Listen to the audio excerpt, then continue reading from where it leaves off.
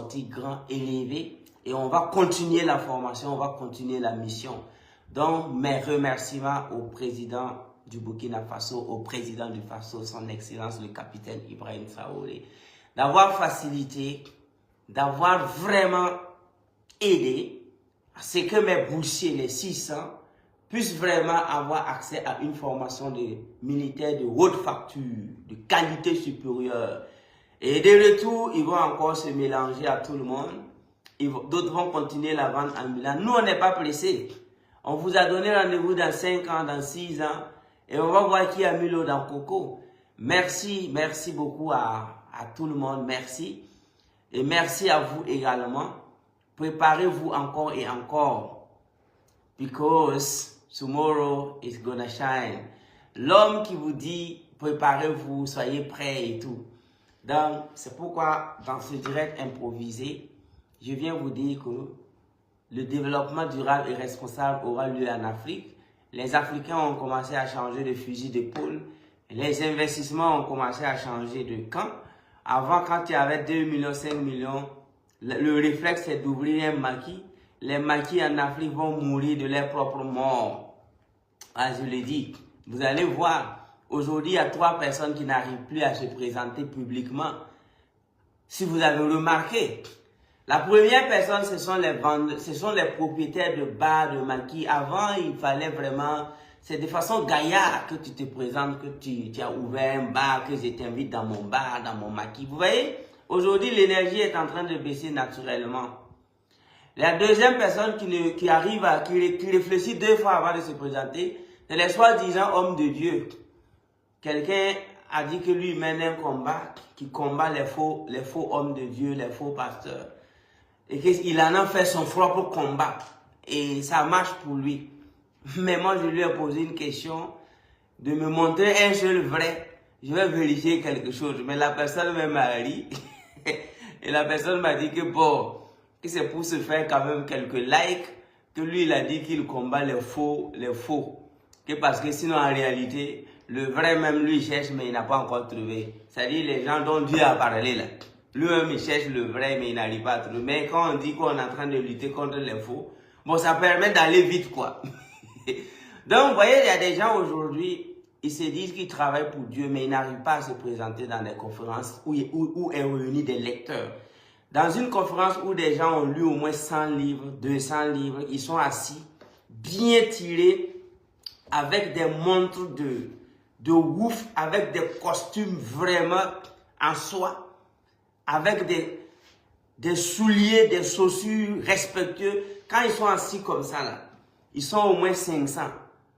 En tout cas, aujourd'hui, il y a des gens, quand tu es là-bas, tu ne peux pas dire que toi, tu travailles pour Dieu ou que tu es un homme de Dieu. Tu ne peux pas. Tu sais où aller dire ça. Vous voyez donc, aujourd'hui, cette énergie aussi est en train de baisser. Peu de jeunes encore s'aventurent comme quoi j'ai eu une révélation. Vous voyez que ceux qui gagnent les révélations sur le continent sont en train de diminuer parce qu'on n'est plus camarade de quelqu'un. La jeunesse est en train de bosser dur sur l'aspect scientifique, le pragmatisme. Donc, et la troisième encore, c'est la même qui regarde 2 fois encore avant de se présenter. Ce sont les propriétaires de partis politiques. Vous voyez, avant, il suffit que tu arrives devant des gens, tu dis que tu es président d'un parti. Vous voyez déjà qu'aujourd'hui, quand ils commencent à te présenter ainsi, c'est pas évident. Ils vont prendre ta carte de visite par pitié. Mais quand tu vas tourner ton dos, ils vont jeter ça. Donc, aujourd'hui, les gens sont en train de migrer vers les investissements, options, création de richesses. Les investissements vraiment qui visent à élever la conscience humaine. Les investissements qui visent à redorer la dignité de l'être humain. Vous voyez que c'est là où les gens sont en train de mettre leur argent. Mais au début, les gens pensaient que ce n'est pas rentable. Les gens disaient que ce n'est pas possible. Je vous ai dit qu'entre la connaissance et le tâtonnement, l'économie de la connaissance dépasse l'économie du pétrole. L'économie de la connaissance dépasse l'économie de l'or. Parce que pour avoir 10 tonnes d'or, pour avoir 100 tonnes d'or, regardez les forêts qu'il faut détruire, regardez les sols qu'il faut creuser, la foration et tout, les richesses et tout, la souffrance. Et pourtant, ça coûte combien ces tonnes d'or? Peut-être que quelqu'un à Silicon Valley a codé une application qui arrive à lui donner plus d'argent que celui qui est propriétaire d'une société minière. Est-ce que vous voyez? Il y a des gens, ils ont juste codé une application sur un MacBook Pro. Ok? Vous voyez ce MacBook là? Bon, ça c'est R, c'est pas Pro. Vous voyez ce Mac là? Avec l'intelligence, la connaissance, tu codes une application ici. Et tu gagnes plus d'argent que celui qui possède une société minière où il n'arrive même pas à bien payer ses salariés. Où il les fait travailler 24 heures sur 24. Donc l'économie de la connaissance n'a rien à foutre devant l'économie du matériel. Hein. L'économie de la connaissance n'a même pas le temps pour commenter l'économie du matériel. Ça, je vous l'ai dit. Allez-y poser la question à Elon Musk. Combien il gagne en vendant des données? Combien il gagne en aidant les grands pays même d'ailleurs à transporter quelques satellites et mettre des satellites en orbite? Vous voyez qu'il y a des pays qui veulent lancer des satellites. Quand Elon Musk veut faire des essais, toi aussi tu viens greffer. Et puis bon, sur la route, on va le libérer pour toi là-bas. Ça coûte combien? Ça coûte beaucoup. En plus de ça, allez-y poser des questions comme les Mark Zuckerberg. Nous sommes en train de faire ce direct sur Facebook. Posez-lui la question, il gagne combien par jour? Il va vous dire, Mark Zuckerberg va vous dire que ce que lui gagne là, ça dépasse là. Ce que toutes les sociétés minières du Burkina Faso gagnent par jour. Ça ne vaut même pas ce que Facebook gagne par heure. Voyez-vous? En tout cas, ce qui est déclaré à notre connaissance là, la somme de toutes les sociétés minières du Burkina ne font même pas ce que Facebook font, ce que eux ils font par mois là. Ça vaut même pas ce que Facebook fait par semaine, pour ne même pas dire par jour. Est-ce que vous voyez un peu la comparaison entre la connaissance et puis et puis l'autre côté? C'est que toutes les sociétés minières du Burkina Faso gagnent par jour. C'est inférieur, et par mois, c'est inférieur à ce que Facebook gagne par semaine. C'est vraiment pour ne pas avoir des débats que je n'ai pas envie. Je ne dis pas par heure. Sinon, normalement, là, moi, j'avais de dire par heure. Ok? Thank you so much à la Bibou Isaka Amidou, écrivain de Marc. Donc, je profite ici pour vous inviter à la grande dédicace le 27 avril au Sénaza au Burkina Faso du livre de Alabibou Isaka Amidou. Ça va être du haut niveau. Ok? La puissance mentale que nous allons rééditer, qui a été réédité, et on va faire la dédicace au Sénaza. Donc, vous avez l'information à 8 h le 27 avril. Rendez-vous au Sénaza.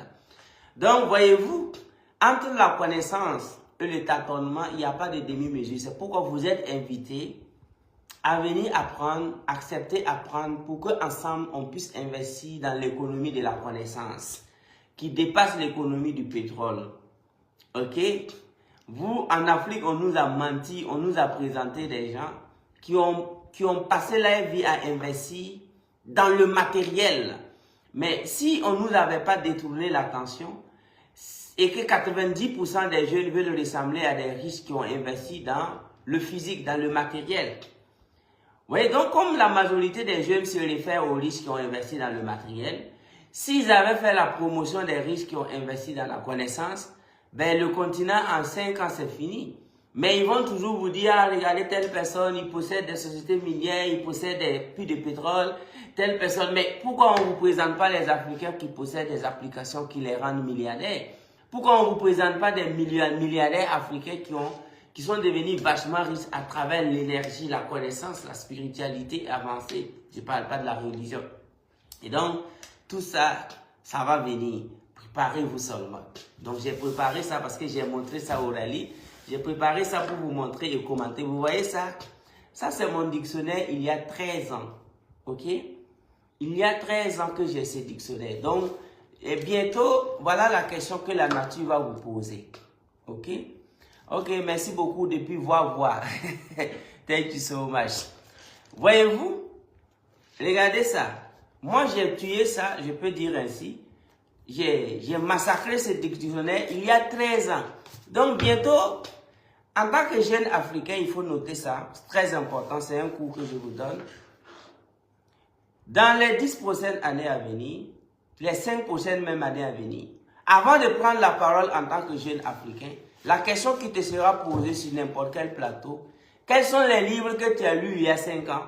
Il faut nous les montrer.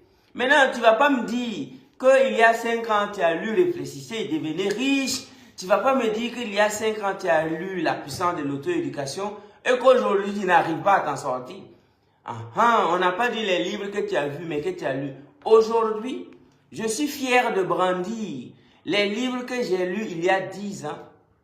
Aujourd'hui, je suis fier de vous parler des livres que moi j'ai lus il y a 20, il y a 13 ans, il y a 12 ans, il y a 5 ans. Et je suis fier parce que c'est pas chez ma maman ou bien dans le salon de mon papa que je vous présente les livres que j'ai lus il y a 5 ans. Je vous les présente dans mon entreprise et dans mon bureau. C'est ça la vérité. Donc vous aussi, dans les 5 prochaines années à venir, on ne va pas te demander de venir nous parler des marques de boissons que tu as bu. On ne va pas venir te dire de venir te parler des maquis que tu as fréquentés. Dans les 5 années à venir, dans les 10 années à venir, il n'y aura jamais un plateau télé ou radio qui va recevoir des jeunes Africains, voire Burkinabés surtout, pour qu'ils viennent parler des boissons qu'ils ont bu il y a 5 ans. Il y a 10 ans, quelles sont les casiers de bière que tu as bu? Viens nous parler des maquis que tu as fréquentés il y a 5 ans. Non. Dans les 5 prochaines années, les 10 prochaines années, vous, en tant que jeunes abonnés sur cette page et ceux qui suivent le coach Simon Ouégaladji et ceux qui lisent La puissance de l'auto-éducation, vous allez être invités à parler des livres que vous avez lus il y a 5 ans, des séminaires que vous avez participé il y a 5 ans et des conférences que vous avez participé il y a 5 ans, les rencontres. Moi, aujourd'hui, si on me demande, même si c'est la plus haute autorité qui me demande de fournir des documents que moi j'ai bossé il y a 5-10 ans, je suis prêt. Et parce que je vibre au rythme de ces œuvres, je ne me suis pas moqué de ces auteurs. J'ai lu et j'ai appliqué. Point barre. Est-ce que vous voyez? Donc ça, c'est un dictionnaire qui date de 13 ans. Novembre 2012. Voilà. Donc, si on demande à certaines personnes de montrer les livres qu'ils ont lus il y a 10 ans, ils n'ont pas de livres à montrer puisque c'est eux qui avaient pris les barres de Ouagadougou en otage. Tous ceux qui dormaient dans les bars il y a 10 ans de cela ne peuvent pas dire quelque chose. Tout ce qu'ils peuvent dire, c'est venir prendre souvent des commentaires insensés. C'est venir chier et puis partir. Mais tu peux toujours te rattraper, tu peux te corriger à partir d'aujourd'hui. Chacun a le temps de se corriger. Parce que dans les années à venir, ça va chauffer, ça va barder, ça va cailler. La température ne fait que monter. La température ne fait que monter ici en Afrique. L'exigence, chaque jour, chaque président africain sera exigeant envers vous. Chaque jour, chaque institution sera exigeant. Chaque jour, les yeux ne font que se rougir. Maintenant, ceux qui vous ont menti, que vous pouvez jouer avec votre temps et votre vie, en tout cas, ils seront vos pires ennemis demain. C'est parce que j'ai envie d'être vraiment votre ami. Si tu respectes vraiment les conditions, bien sûr. Et que je parle. Moi, je vous l'ai dit et je vous le répète. Dans les 10 prochaines années à venir, en tant que jeune Africain, tu vas nous expliquer qu'est-ce que tu faisais en 2025. Tu vas venir dire qui est-ce que tu as écouté en 2025 pour qu'en 2035, tu ne sois pas en mesure de te prendre en charge. Les étaux ne se feront que se serrer chaque jour. La vie a pris une tournure d'entonnoir.